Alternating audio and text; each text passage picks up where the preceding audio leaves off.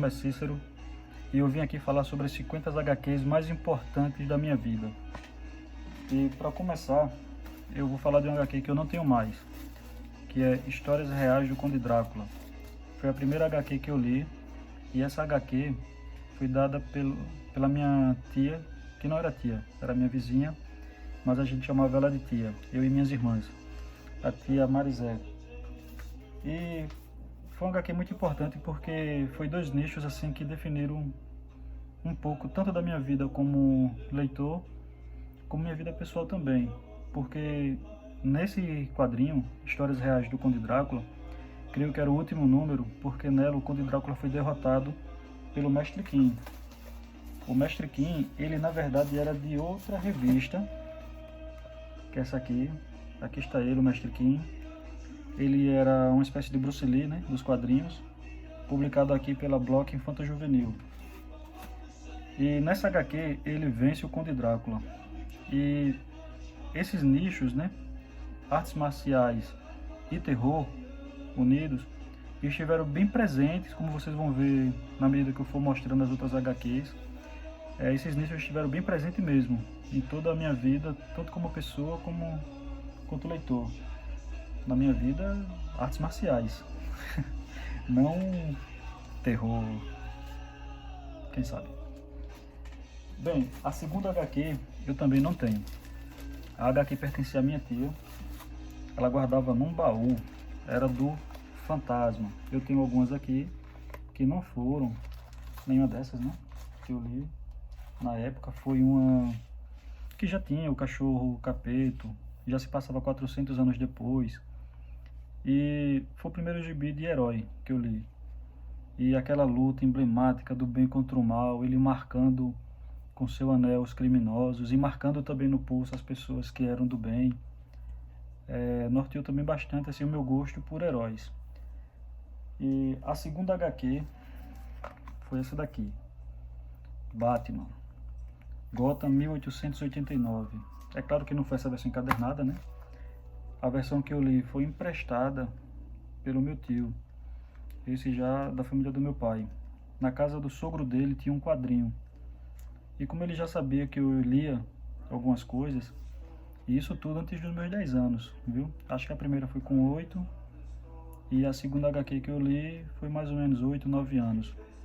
Aí eu já tinha alguns outros quadrinhos e meu tio soube que eu gostava de ler, então ele pegou na casa do sogro dele esse gibi aqui. Quando foi publicado pela DC Comics, quando foi publicado aqui no Brasil pela Abril, ele pegou e me emprestou. Eu acho que eu levei quase uma semana para ler, ou menos.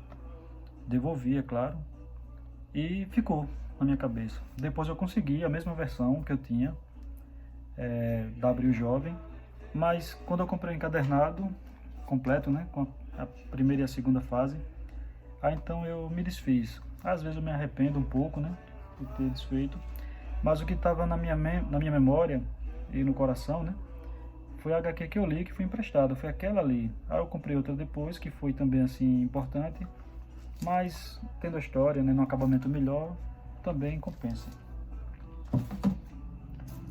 Bem, ali eu já tinha lido outras revistas, já tinha acumulado algumas outras coisas. E outra revista que me marcou também foi essa daqui, Superman 126. É quando ele retorna da morte, né, após a Batalha do Apocalipse. Esse quadrinho aqui mostra o quanto o Superman era querido, mesmo ele tendo ficado desaparecido ou morto por tanto tempo. E norteou também assim o meu gosto nesse mundo de heróis, porque você vê o impacto que foi a ausência de um herói, né, depois de ele ter dado a sua vida para salvar o mundo. Eu tenho duas HQs dela, né? Foi presente de um amigo meu da escola, o Michener. Ele me deu de presente e durante minhas compras, né, de colecionador, eu acabei adquirindo alguns lotes de Superman e acabou vindo ela repetido. Aí eu guardei as duas, né? Essa aqui porque foi a primeira mesmo, que eu ganhei de presente, e guardei a outra que tá mais novinha. Isso aí. Outro quadrinho que também impactou assim minha vida foi esse daqui, Epopeia Tree. ele é uma publicação da Bonelli, foi o primeiro gibi da Bonelli que eu li. É uma história fictícia, né, de uma família que fez parte também dos desbravadores americanos, vindo da Irlanda, da Escócia, e a família se fixou no Oeste, e acompanhamos a vida de Pat McDonald. Na verdade, a gente acompanha a vida do pai dele, depois do Pat e depois do enteado dele. E é uma história assim muito interessante porque você vai acompanhando também o desenvolvimento dos Estados Unidos naquela época do Oeste Selvagem, né? E aparecem figuras históricas aqui nessa revista, muito bem colocadas no enredo, né? Roteiro muito bom da Bonelli. Isso aqui foi o que fez eu procurar outros quadrinhos da Bonelli, né? Como o próprio Tex e tantos outros aí. Mas Epopeia eu queria ver publicado de novo, né? Aqui no Brasil. Eu ia ter completo. Eu tenho pouco mais de 20 edições da Epopeia, mas elas são 73. Outro gibi que me marcou bastante foi esse daqui, Homem-Aranha 170, onde conta a morte da May Parker. É um gibi muito triste. Depois disso aqui eu parei de acompanhar o Homem-Aranha porque isso aqui foi desfeito. Foi uma covardia que a Marvel fez. A história é muito impactante, muito emocionante, e ela trouxe a May de volta com uma desculpa esfarrapada, e eu detestei. Mas o Homem-Aranha foi muito presente, né, em minha iniciativa como leitor. Eu colecionei a colecionar verdadeiramente com o Homem-Aranha 165, já fui acompanhando 166, 167, intercalada com a Teia do Aranha, 93, 94, 95, que era dessa fase aqui do clone. E na 170, a gente sabia pela capa, né, que um Parker morreria, e foi justamente a Tia May. É uma das histórias mais impactantes assim que eu li. É muito triste mesmo, principalmente a cena do Ben Reilly. Essa eu considero ainda a cena mais triste que eu já li nos quadrinhos. É a morte de May Parker e Ben Reilly sofrendo distante, né? Que ele não poderia se aproximar, mas ele tinha o mesmo sentimento que o Peter pela tia. Agora eu escolhi um quadrinho que é muito inusitado para minha idade na época que eu li. Eu tinha cerca de 12 anos quando eu conheci isso aqui, Crime e Castigo. Na época eu não sabia quem era o autor. Eu li aquilo ali, foi muito impactante, muita violência, são palavreados bem adultos, e realmente isso aqui foi um impacto muito grande para mim, porque eu era uma criança e estava lendo um teaser policial sanguinário, e isso me marcou. Eu não tive a coleção completa na época que eu li só o 1 e o 2, e só fiquei com o 2 porque o 1 não era meu. Eu lembro que eu li emprestado, e depois eu consegui a número 2 e emprestei também a um colega meu da época. E depois de um tempo eu consegui no sebo, lá em Maceió, e cara, foi demais. Depois que eu li completo, né, eu já conheci o autor, já era fã, que é o Garfienes. Vocês vão ver também no vídeo que ele fez parte de grande coisa assim da minha vida, né? E nessa linha também assim adulto, eu consegui esse gibi aqui, Chances, do Horácio Altuna. Esse daqui eu já li quando eu tinha uns 14 anos, 15, mas mesmo assim era um quadrinho assim, não para criança, não para jovem, juvenil, mas o enredo eu fiquei interessado porque também falava de um clone. Eu tinha lido a história dos clones do Homem-Aranha, né? E aquilo ali também ficou na minha cabeça, e eu fantasiei na época que seria uma coisa bem parecida. Não era. É bem adulto, é bem mais interessante. O roteiro aqui por trás disso são empresários, pessoas de poder muito ricas. Elas clonavam a si mesmo em um laboratório que era financiado, né, por essa elite. E esses clones eles eram preservados lá mesmo dentro desse instituto, para quando esses ricaços envelhecessem, pudessem usar os órgãos de seus clones. Isso aqui é muito interessante, e esse clone aqui ele consegue fugir. Ele não foi o primeiro e também não foi o último, mas a gente acompanha toda a trajetória dele, de conhecimento do mundo, suas primeiras experiências em tudo, drogas, mulheres.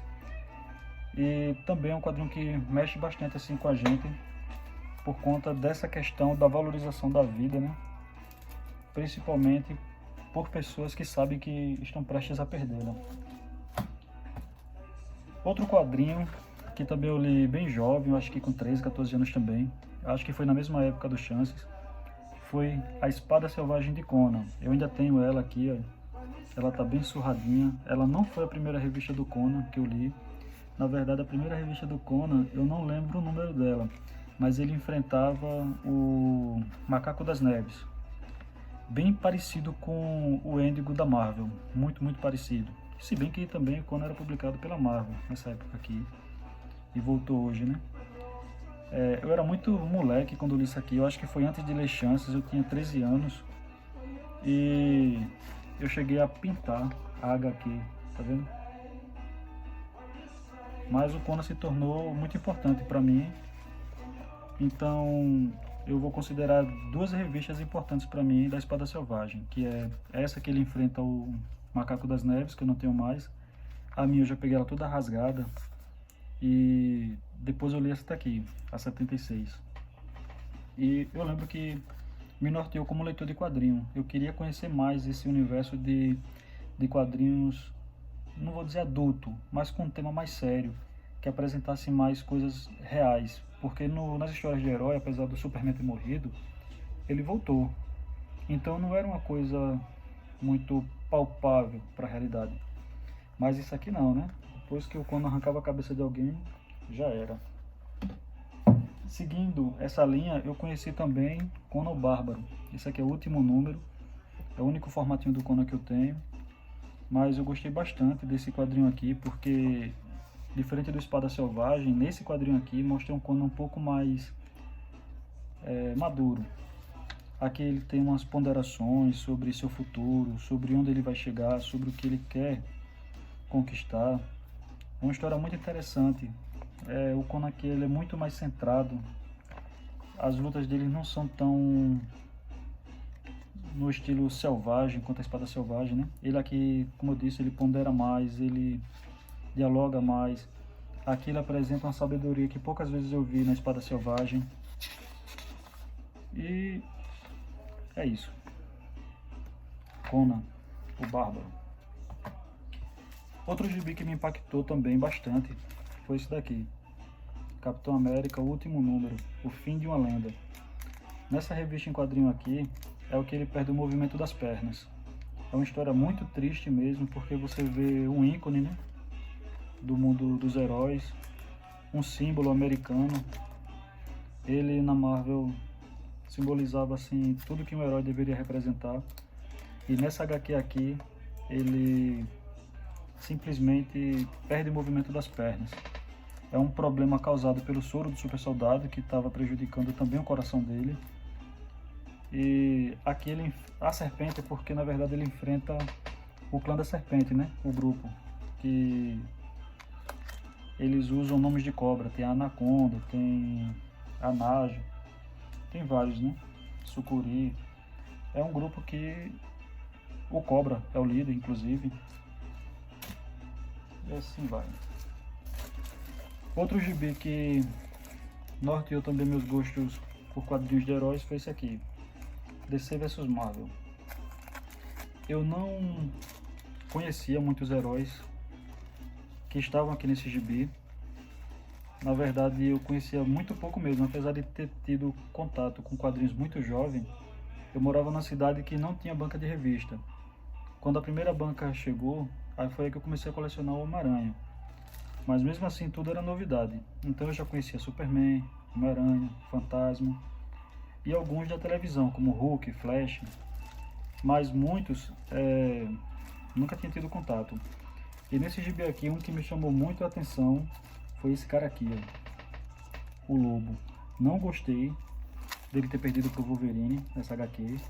Eu lembro que eu já achei meio que errado, porque, sei lá, o cara era um alienígena, mercenário, casca grossa. E eu lembro que eu já não curti muito isso aqui. Mas, como eu disse, né? Fez parte da minha vida porque foi aqui que eu conheci muitos heróis que eu não conhecia, como o próprio Lobo, Eu não conhecia também o Superboy, foi aqui que eu comecei a conhecer ele mesmo. Ele já aparecia no Superman, mas eu não tive contato com ele ali, isso foi depois. E também Capitão Marvel, eu também não conhecia, o Mercúrio, o Príncipe Submarino também foi aqui que eu conheci. A maioria, né, dos heróis, eu conhecia muito pouco mesmo. E ali foi o norte para mim. Aí então eu comecei a comprar gibis antigos. A gente começou a crescer o grupo de amizade, né? Então muitas pessoas tinham quadrinhos, então foi ali que eu conheci o Hulk. Na verdade eu queria mostrar a saga Encruzilhada, mas quando a Marvel começou a publicar essas edições históricas aqui, né, do Hulk, eu acabei me desfazendo dos formatinhos que contavam a história da Encruzilhada, onde o Hulk foi jogado lá pelo Doutor Estranho. E ali na Encruzilhada ele conhece vários universos, porque ali é um centro de encontro de portais interdimensionais. E ele tem aventuras em vários universos, inclusive universos que ele é nada. Ele era muito fraco comparado aos seres que moravam nesse universo. Uma coisa meio cósmica também, né? Meio suspense, porque a gente sempre ficava imaginando o próximo mundo que ele iria cair. Mas tudo começa aqui nesse embate, né? É aqui que ele enfrenta os Vingadores e os Vingadores não conseguem contê-lo. E a única solução que o Doutor Estranho encontra é jogá-lo nesse ponto de encontro dos universos. E ali começa a saga Encruzilhada. Como eu disse antes, né, quando eu falei do primeiro gibi do Drácula, o terror sempre esteve presente na minha vida como leitor. E um dos quadrinhos que eu gostei muito foi esse aqui, Calafrio. Aqui foi que eu conheci alguns mestres brasileiros, como Rodolfo Zala e o Eugênio Colonese, que para mim é o símbolo nacional das histórias em quadrinhos. Foi aqui que eu conheci Eugênio Colonese. Ele faz 2 histórias e desenha elas, e outra ele apenas desenha, é a criação do Rodolfo Zala, que também desenhava. Então tudo isso aqui me apresentou um nicho assim que eu li o Drácula, mas como eu disse, tinha uma mistura de artes marciais também. E aqui não, aqui era terror puro, coisa boa, coisa boa. E assim, até hoje eu coleciono, né, quadrinhos de terror. Aqui no Brasil mesmo a gente tem um grande expoente agora, que é o Leander Moura, que junto com sua esposa, Cristal, eles publicam muito quadrinho de terror, muita coisa Lovecraftiana, Edgar Allan Poe, muito bom, conheço o trabalho deles. Como eu disse, eu conheci o Lobo no gibi DC vs Marvel. E então encontrei essas revistas aqui depois. Aí foi aqui que eu me tornei realmente fã do personagem e vi a safadeza que fizeram com ele, né, naquela revista DC vs Marvel. Não tinha condições. Aqui foi que eu tive a prova de que ele era muito mais do que foi mostrado ali. Inclusive aqui ele enfrenta um personagem que é a cara do Wolverine e esbagaça o cara, é claro, né? Tinha nem lógica ele perder. Aí, depois dela, eu fui pegando outras coleções do Lobo, né? Que era essa daqui, que saiu muita coisa de anti-heróis, mas principalmente Lobo, Hitman, eram publicados nessas revistas. Tá aqui, mais uma do Lobo. Ainda nessa fase do Lobo, essa daqui também me impactou muito, muito, muito mesmo. Porque essa HQ aqui, eu vejo que o Lobo, apesar do cara durão que ele é, e muito bruto, ele tem coração. É aqui que a gente conhece os golfinhos espaciais que ele cuidava, né? Esses golfinhos renderam muitas histórias bacanas para ele. E mesmo ele sendo esse cara que todo mundo conhece, ele tem coração. Como eu disse, né, foi na revista de anti-heróis do universo DC que eu me aprofundei um pouco mais sobre o Lobo e conheci esse outro personagem aqui, o Hitman. Mas a primeira saga que eu li dele foi essa. Ele encontra com o Batman e ele mostra que ele seria capaz de derrotar o Batman se quisesse. Mas ele não faz isso. Ele tem uma ética, né, que ele segue. Ele, apesar de ler mentes, ele não lê a mente do Batman para saber a identidade dele. mesmo o Batman perseguindo ele e até prejudicando em alguns momentos quando ele tenta lidar com assuntos sobrenaturais, que, como a gente sabe, né, não é muito a alçada do Batman, apesar dele se dar bem. Mas essa é a praia do Hitman. Seus poderes é uma mescla de coisa sobrenatural com ficção científica, né? Ele ganhou os poderes a partir de fluidos alienígenas, mas ele sempre esteve presente assim nesse embate, né, do bem contra o mal sendo representado por demônios, espíritos. Etrigan também faz parte da origem desse personagem aqui.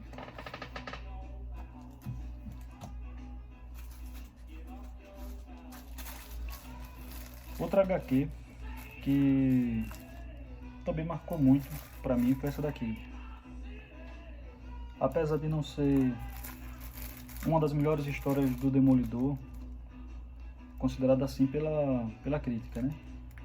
Mas eu considero ela uma história muito boa e foi a minha porta de entrada para conhecer o personagem. Ela foi escrita pelo Kevin Smith, que também é cineasta, e mexe muito com fé, religião, que a gente sabe que o Demolidor é bastante católico. E essa história aqui, ela mexe bastante com a fé das pessoas e a que ponto alguém pode chegar por acreditar em certas coisas. E realmente me chamou muita atenção. Outro ponto forte dessa HQ é essa história aqui do Capitão América, que aqui apresenta um pouco do Japão, da honra samurai, e até onde, né, também esse nacionalismo pode levar uma pessoa, psicopatia, loucura, suicídio. Realmente isso é uma questão muito forte no Japão, né, o nacionalismo, e amedronta.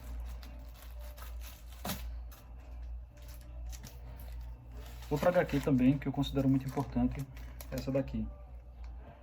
Aqui nós vemos o Superboy viajar pelo hipertempo e também pelo multiverso DC. É nessa revista em quadrinhos aqui que ele encontra o Superboy Clark Kent. Esse Superboy aqui é o Connor, e é nessa HQ que ele encontra o Superboy. Essa revista aqui, quando eu li, ela foi uma revista assim muito boa. Gostei pra caramba dela, muito divertida, curti muito, mas ela se tornou muito mais importante para mim depois daquela saga Crise Infinita. Quem leu Crise Infinita vai saber o porquê essa HQ aqui é tão importante. Como eu disse, é o primeiro encontro de Connor com o Clark do universo Prime, Superboy, né? Outra HQ interessante de um personagem que eu achei que eu nunca fosse gostar tanto é o Wolverine, porque, como eu disse, no primeiro gibi que eu conheci o Lobo, o Wolverine derrota ele numa história sem pé e sem cabeça. Mas essa outra HQ aqui, que ele divide com o Gambit, tem umas coisas assim bem interessantes, que ele fala sobre honra, continuar de pé, continuar lutando mesmo quando tudo parece contra você. E aqui ele mostra uma força de vontade que é bonito, né? Quando a gente encontra isso em algum herói. Não é uma história assim tão alegre, apesar desse ponto alto. Na verdade, ela termina com uma ferida aberta do Wolverine. Ele mesmo fala, né, que na HQ, ele conclui a HQ falando, né, que sempre acerta em cheio em sua ferida. E também muito impactante. E aqui eu percebi que Wolverine tinha muito dessa questão de honra também, que um herói tem que ter. E muitas vezes fazem cagada aí com ele, mostrando que ele é um cara assim, sem muito o que mostrar, né, em pensamento, e também erram na sua conduta. Que apesar dele ser muito animal, ele não é um animal. Na verdade, a ponderação dele é... ele tem a honra de um samurai, né? Então ele tenta não faltar com essa honra dele. Mas hoje em dia isso não faz mais sentido no personagem. E para concluir, eu escolhi essa revista aqui, ó, Raiz Inimigo. Essa revista aqui foi quem me apresentou o mundo de guerras. esse poema de guerra, escrito pelo George Pratt, ela fala sobre um personagem que é o Hammer, piloto da Primeira Guerra Mundial. E graças a esse quadrinho, eu fui atrás de outros, né? E foi uma coisa bem curiosa, né? Porque eu descobri que Garth Ennis também escreveu o personagem. Não vou mostrar agora porque vai fazer parte do segundo vídeo, porque esse quadrinho também foi importante para mim.